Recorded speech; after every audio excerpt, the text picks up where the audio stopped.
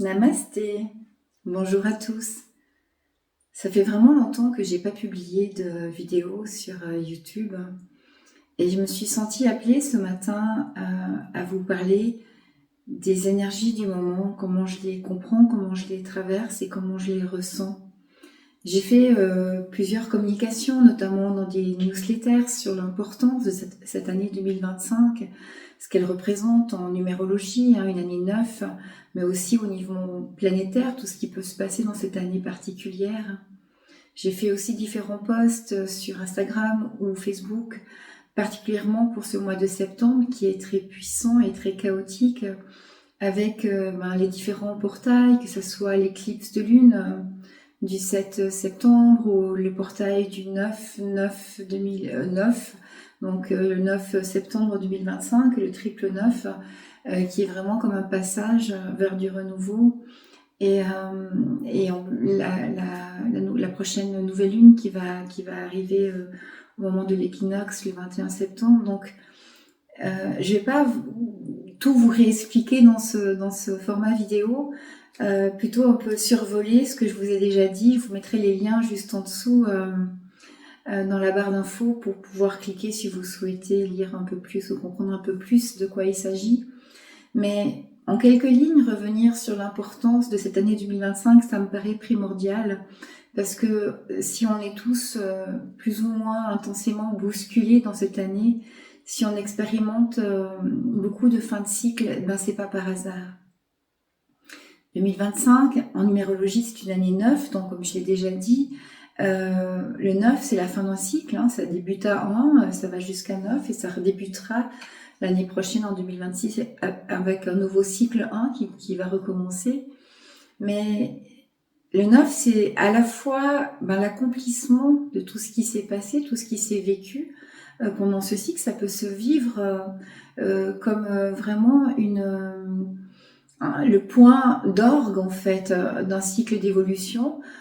Tout ce qu'on a pu réussir, tout ce qu'on a pu expérimenter, engranger, acquérir, développer, arrive comme à un point culminant. Donc ça peut être vraiment un cycle de récolte et d'abondance, le chiffre 9, de complétude également. Mais c'est de toute façon le dernier moment avant le départ d'un nouveau cycle. Donc ça présuppose automatiquement une fin. Et en fait, ce qui est intéressant, c'est que c'est pas un petit cycle qu'on est en train de vivre actuellement. Et les fins que ça nous impose de vivre sont des fins qui sont parfois vraiment radicales. Et j'observe ça beaucoup autour de moi. Des situations, des travails, des relations qui sont plus ajustées, qui nous élèvent plus, qui nous permettent pas d'aller vers notre plus grande version de nous-mêmes, ont tendance à devoir s'arrêter, mourir, partir. Et ça peut être souvent vécu peut-être dans la douleur, bien sûr.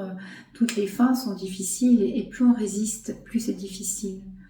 Mais cette année, c'est aussi une année qui est particulière parce que on connaît l'influence des planètes. Alors certains vont dire qu'ils n'y croient pas, mais c'est pas parce qu'on n'y croit pas que ça agit pas sur nous.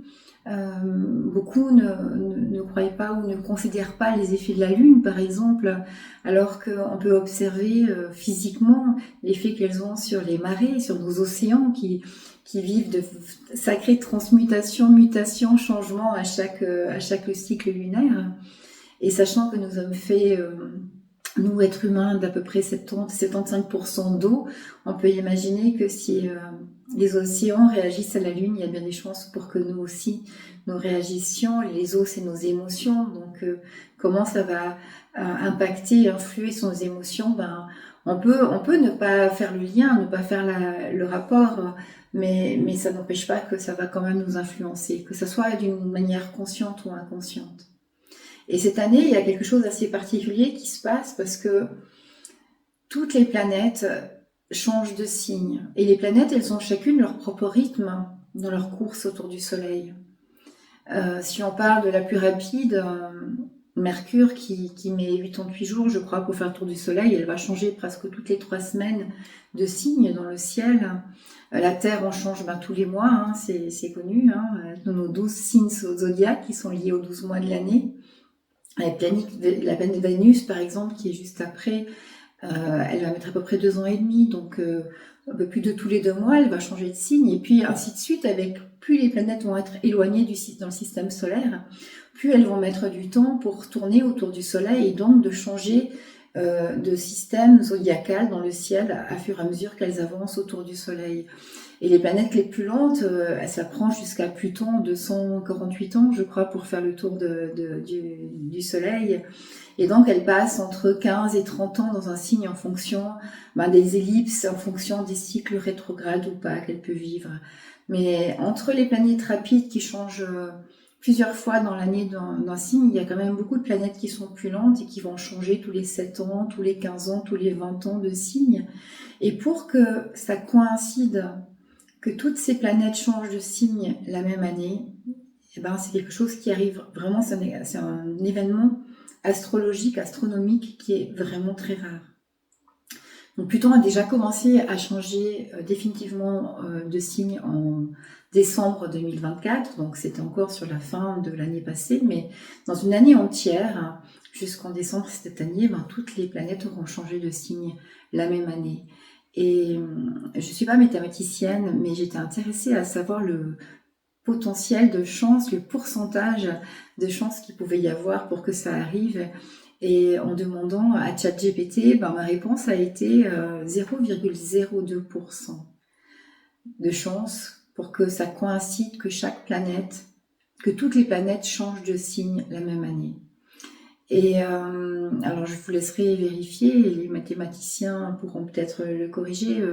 Je ne prétends pas que ça soit la vérité, mais ça représenterait quelque chose comme tous les 4900 ans, 5000 ans à peu près, où c'est potentiellement possible.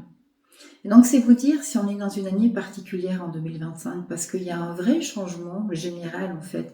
Si on part du principe que chaque planète qui correspond aussi à des signes zodiacales, va amener une énergie particulière, un aspect particulier.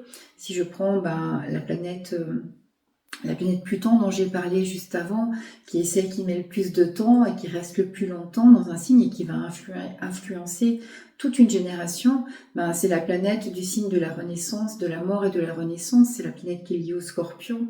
Et elle est entrée maintenant dans l'ère du Verseau, la planète du renouveau, des changements, de l'IA, de tout ce qui est des nouvelles inventions, le fait d'aller de l'avant, de créer. Et en fait, on est vraiment dans des changements de paradigme qui sont importants. Et c'est pour ça que je pense que c'est aussi parfois compliqué à vivre à cette année 2025 pour beaucoup de personnes. Et si j'ai fait cette vidéo, c'est pas pour vous redire ça encore une fois, parce que finalement je l'ai déjà écrit et publié dans différents médias, mais ce que j'ai réalisé et ce que je réalise beaucoup dans ce mois de septembre, alors auprès de mes amis, mais aussi auprès de ma clientèle, de ma patientèle, c'est qu'en fait c'est une chose de savoir tout ça. Mais c'en est une autre de le vivre, c'en est une autre de le traverser. Alors je pense que le savoir c'est important parce que ça amène du sens. Savoir que par exemple c'est normal que des choses s'arrêtent parce qu'elles n'ont plus de sens à être reproduites dans un nouveau cycle parce qu'elles ne nourrissent plus assez, que ça soit au niveau professionnel, que ça soit au niveau relationnel, que ça soit au niveau d'un couple ou d'une amitié. Si vous vous sentez plus reconnu, si vous vous sentez plus vu pour qui vous êtes, à votre juste valeur, dans votre belle énergie, tout ce qui vous fait pas grandir vous fait stagner ou mourir. Donc en fait, tout ce qui vous accompagne et qui n'est plus nourrissant pour votre être, dans une ère où on rentre de plus en plus dans le spirituel, va avoir tendance à vouloir partir ou à devoir partir dans ces fins de cycle. Et puis vous observerez peut-être que quand on a été un peu plus dans la fluidité, quand on a accepté peut-être de lâcher ce qui n'était plus au fur et à mesure, on est en train de vivre cette fin de cycle d'une manière peut-être un peu plus harmonieuse parce que on a déjà eu beaucoup de lâcher prise à faire, on a eu beaucoup de compréhensions qui sont arrivées à maturité et qui fait qu'on a appris que c'était toujours plus facile d'accueillir que de contrôler. Mais beaucoup d'entre nous n'ont pas fait non plus ce chemin nécessairement pendant tous ces 9 ans de cycle.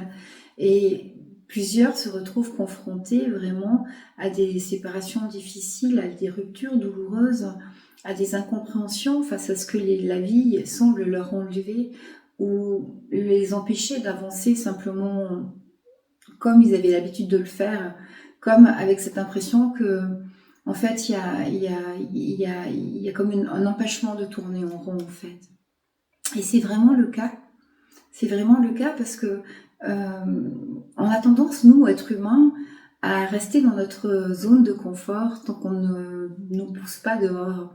On est bien tranquillement installé dans sa vie, installé dans son sofa, à vivre une vie qui nous convient parce qu'elle ne nous déplaît pas trop ou parce qu'elle elle nous heurte pas, parce qu'elle nous convient à peu près. Mais tant qu'on n'est pas bousculé, tant qu'on n'est pas dérangé, on va pas avoir ce moteur d'évolution qui va être nécessairement enclenché.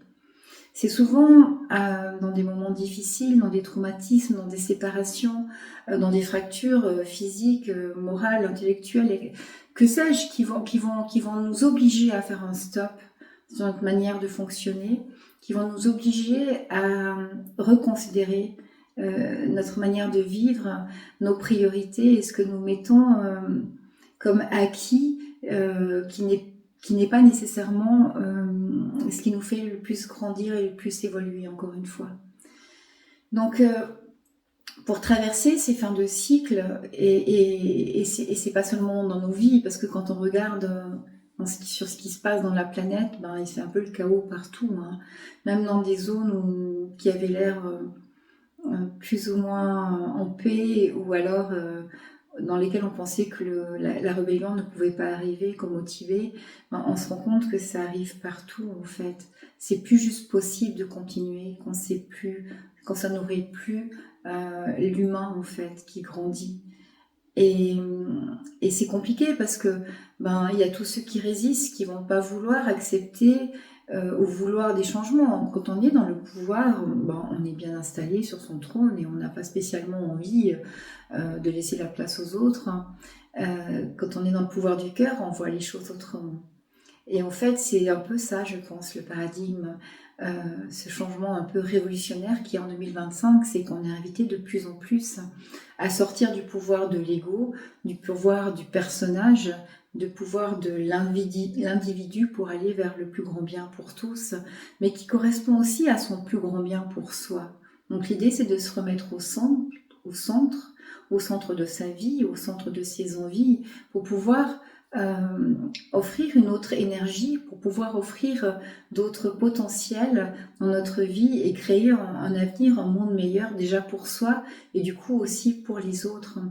Parce que quand on est dans le cœur, on est aussi dans ce vouloir le mieux pour soi, mais le mieux pour tous. On n'est pas juste dans le côté égoïste et égotique.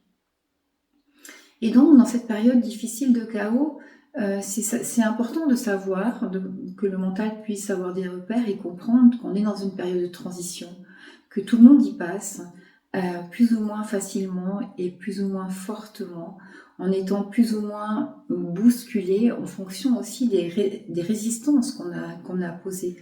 Parce que si c'est aussi difficile, c'est parce qu'on a tendance à ne pas vouloir changer. On a peur du changement en général, on a peur de l'inconnu. Et donc en fait, on a tendance à freiner des deux pieds, des deux mains et à vouloir garder le status quo le plus longtemps possible, alors on est vraiment poussé par des super puissants moteurs derrière nous pour avancer. Donc aujourd'hui, ça devient plus facile d'accepter de changer que de résister. Donc le premier point que j'ai envie de mettre en avant, c'est si vous voyez que c'est douloureux, si vous voyez que c'est difficile pour vous, si vous vous sentez perdu dans tout ce côté chaotique et bousculant que peut amener cette année 2025 et particulièrement cette fin d'année et ce mois de septembre, ben dites-vous que vous êtes dans un cycle normal. Vous êtes dans la machine à essorer de l'univers qui vous demande de laisser ce qui n'est plus utile pour conserver votre essence la plus juste et la plus pure. Et plus c'est difficile, ben prenez conscience que plus vous résistez au changement. Et vous verrez que si vous faites peut-être accompagner, si c'est nécessaire, mais si vous arrivez à trouver plus de calme et plus de paix à l'intérieur de vous, vous pourrez accepter aussi différemment tous ces changements qui sont en train de se passer dans votre vie et tout autour de vous.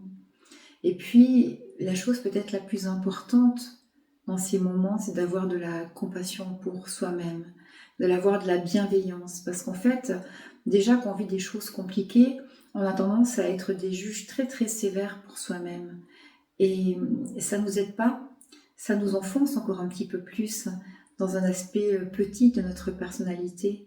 Alors que quand on peut arriver à être bienveillant, à se vouloir du bien, c'est-à-dire à savoir aussi s'offrir des moments de repos, des moments de répit, ça veut dire aussi savoir choisir ses relations, plutôt chercher la compagnie des gens qui nous font du bien, qui nous apaisent, que ceux peut-être qui nous incitent à nous révolter, à nous énerver, à voir tout ce qui ne va pas. Ça peut être aussi de trouver des activités, du sport. Alors certains auront besoin de sport de combat ou de sport intensif, de faire des marathons, d'autres auront besoin de faire du qigong ou du yoga ou de la méditation. Chaque besoin est différent et unique en fonction de chaque personne, mais ce qui est important, c'est que c'est à chacun de trouver la voie et le chemin qui pourra l'accompagner pour retrouver le plus de sérénité, le plus de stabilité au milieu de ce changement. Parce que c'est comme de rester en fait dans l'œil du cyclone. Quand vous restez dans la tranquillité du cœur, quand vous restez apaisé à l'intérieur de vous, même si tout ce qui se passe autour peut vous effrayer, peut être angoissant ou peut faire naître des tas d'émotions compliquées, parce qu'en fait c'est vraiment très chaotique effectivement autour de nous et dans le monde. Mais si on arrive à rester dans son centre, ben, on peut observer déjà avec un peu plus de recul ce qui se passe et pas se sentir autant happé en fait dans ce mouvement chaotique qui se passe actuellement sur Terre. Et donc, ben, je vous encourage à trouver les moyens, que ce soit à travers des soins. Alors, dans ce que je propose actuellement, je trouve que le soin énergétique nous permet de refaire une bulle de douceur, un cocon protecteur pour revenir à son centre justement et se sentir plus serein dans son énergie. Le massage métamorphique par exemple, il va aider à libérer tous les schémas, toutes les croyances qui font qu'on résiste encore, qu'on reste toujours dans ces mêmes schémas et qu'on a peur de les quitter parce qu'on a peur de l'inconnu, parce qu'on nous a enseigné à grandir et à nous développer en dehors de nous-mêmes pour fonctionner et correspondre à ce que les autres attendent de soi et non pas à partir de ce qu'on est vraiment et de qui on est vraiment. Donc pour pouvoir libérer ces limitations, ces schémas, ces croyances, pour libérer aussi toutes les souffrances, tout ce qu'on a emmagasiné comme échec, comme douleur dans la vie, le massage métamorphique, c'est un soin magnifique qui permet tout en douceur de délester et d'ouvrir le potentiel à un plus grand avenir et à développer de plus grandes qualités et valeurs en nous-mêmes et pour le monde. Et puis, pour ceux qui auraient des disponibilités ou du temps, je vous invite aussi à une retraite tout près, là en France, d'une dizaine de jours, pour aller retrouver le calme, revenir à l'intérieur, apaiser les aspects discordants, nous, entre nos aspects yang, actifs, volontaires, et nos aspects yin, réceptifs, qui sont souvent en confrontation, essayer d'en faire quelque chose d'unique, de un, revenir à l'unité dans le cœur justement, dans l'harmonisation du féminin, du masculin divin. Et ça se fera dans l'Aude avec mon amie Marie-Françoise qui canalise Marie-Madeleine.